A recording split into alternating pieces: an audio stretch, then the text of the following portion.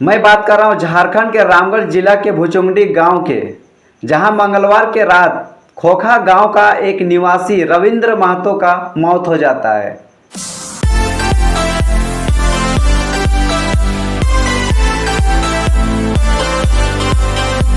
दरअसल रविंद्र महतो खोखा के रहने वाले हैं और वो एक मजदूर थे और मजदूरी करने के लिए वहाँ पे उनको ठेकेदारी द्वारा काम मिला था और वो उनका काम था कि जो आग लगी थी आज से 1 महीना पहले, जो कि हमारा पेज 3 न्यूज के माध्यम से आप वीडियो देख चुके होंगे।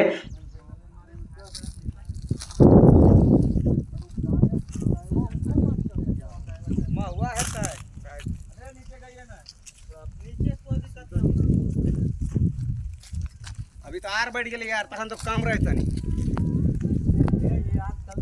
कि किस तरह का वहाँ पे भयंकर आग लगी हुई थी और उस आग को बुझाने के लिए वहाँ पे रविंद्र महतो जाते हैं, पाइप से पानी मार रहे होते हैं। अचानक वहाँ का चाल जो होता है, जहाँ पे अवैध तरीका से कोयला का खनन किया गया था, वहाँ पे अचानक चाल कोयला का धंस जाता है और वो अंदर चले जाते हैं और वहीं पे उनका मौत हो जाता है।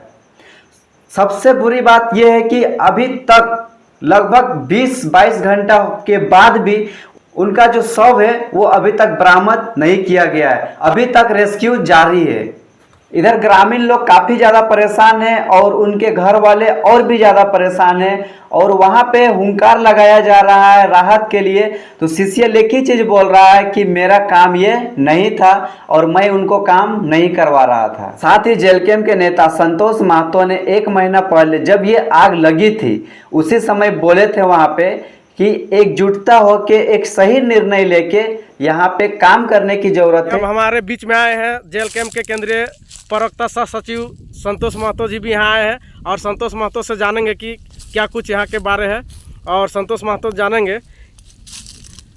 पीछे आप देख रहे हैं कि ये जो 100 फीट ऊपर तक जो आग की लपटें उठ रही हैं। हाँ, इस आग लगने की घटना को लेकर यहाँ के ग्रामीण सीसीएल प्रबंधन को 8-10 दिन पहले ही खबर कर चुके हैं कि आग भयानक रूप ले रहा है, लेकिन ना तो सीसीएल प्रबंधन की तरफ से कोई कार्रवाई हुई और ना ही स्थानीय जिला प्रशासन की तरफ से कोई कार्रवाई हुई, जिसके वजह से आज ये स्थिति यहाँ देखने के लिए मिल रहा है। आज सुबह करीब 7 बजे यहाँ के स्थानीय मेरे भाई हैं राजू महतो और पार्टी के और लोग हैं, उन लोगों ने बताया कि आग भयंकर रूप ले चुका है और बहुत ही तेज़ी से ये भुचुंडी गांव की तरफ बढ़ रहा है। इस संबंध में जब सीसीएल प्रबंधन से बात हुई तो सीसीएल प्रबंधन ने कहा कि ये जो अधिग्रहित क्षेत्र के बाहर है, जिसके वजह से हम लोग को जिला प्रशासन से परमिशन लेना होगा, तभी हम लोग कोई कार्रवाई कर पाएंगे।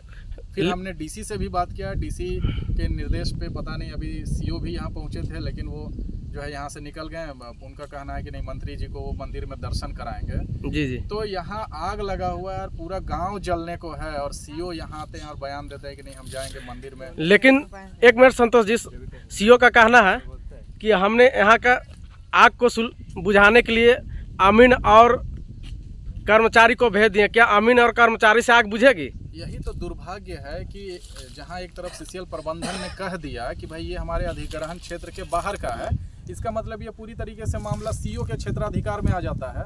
अब आग बुझाने के समय में वो कर्मचारी और अमीन बुलाकर अगर नापेंगे कि हमारे क्षेत्र में आग लगा हुआ है कि सीसीएल के क्षेत्र में है, यही तो सिस्टम का दुर्भाग्य है। इसका खामियाजा भुचुंडी के लोगों को भुगतना पड़ सकता है, क्योंकि अभी मुहाने पे आग लगा हुआ है। अभी अगर आग को बुझा दिया जाए तो आग बुझ सकता है, नहीं तो अंडरग्राउंड तरीके से अगर ये गांव पहुंचता है तो 2 से 3 दिन में ये आग गांव में पहुंच जाएगा और यहाँ के लोगों को पलायन झेलना पड़ सकता है। गांव और घर छोड़ के और यहाँ से निकलना पड़ सकता है, क्योंकि अंडरग्राउंड आग लगने के बाद फिर उसको बुझाना असंभव हो जाएगा।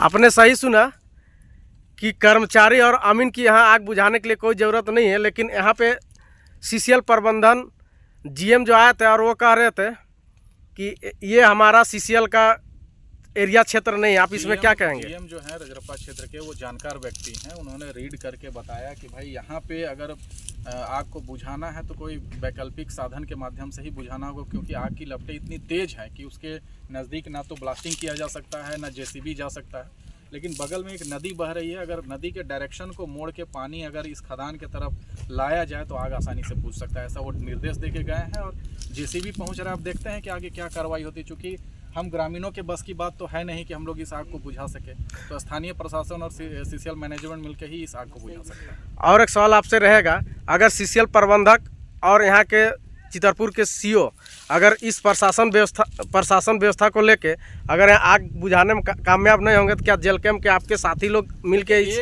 आग को बुझाएंगे? आग भयावह स्थिति में है तो 1-1.5 घंटे 2 घंटे हम लोग देखेंगे, चूँकि सीसीएल प्रबंधन ने भी आश्वस्त किया है, सीओ भी यहाँ के देख के जा चुके हैं, तो 1-8 घंटे हम लोग देखेंगे। उसके बाद जो है वो क्या कदम उठाना होगा हम लोग ग्रामीणों के साथ में सहमति बना के आगे का निर्णय लेंगे। यहाँ पे कोयले में आग लगने का कारण आप बता सकते हैं कि कैसे आग लगी?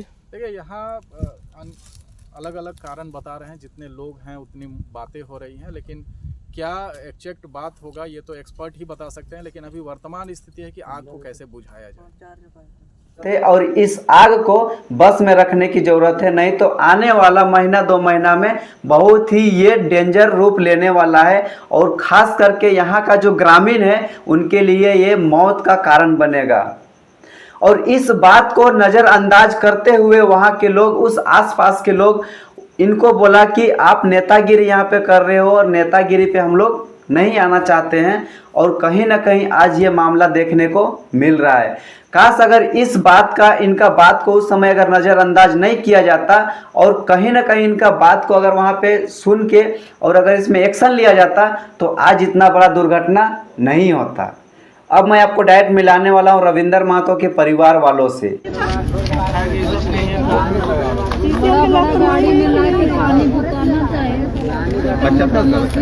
लड़का है बाबू और एक लड़की है, 2 बच्चा है, छोटा छोटा बच्चा है, आप इनको जो कम उम्र के लड़का को दूसरा फोटो नहीं है, ठीक है हो जाएगा। आगे की जानकारी पाने के लिए आप हमारे साथ जुड़े रहिए। और अभी तक अगर आप हमारे पेज 3 चैनल को सब्सक्राइब नहीं किए तो जल्द से जल्द इसको सब्सक्राइब करें और बेल आइकन को प्रेस करें।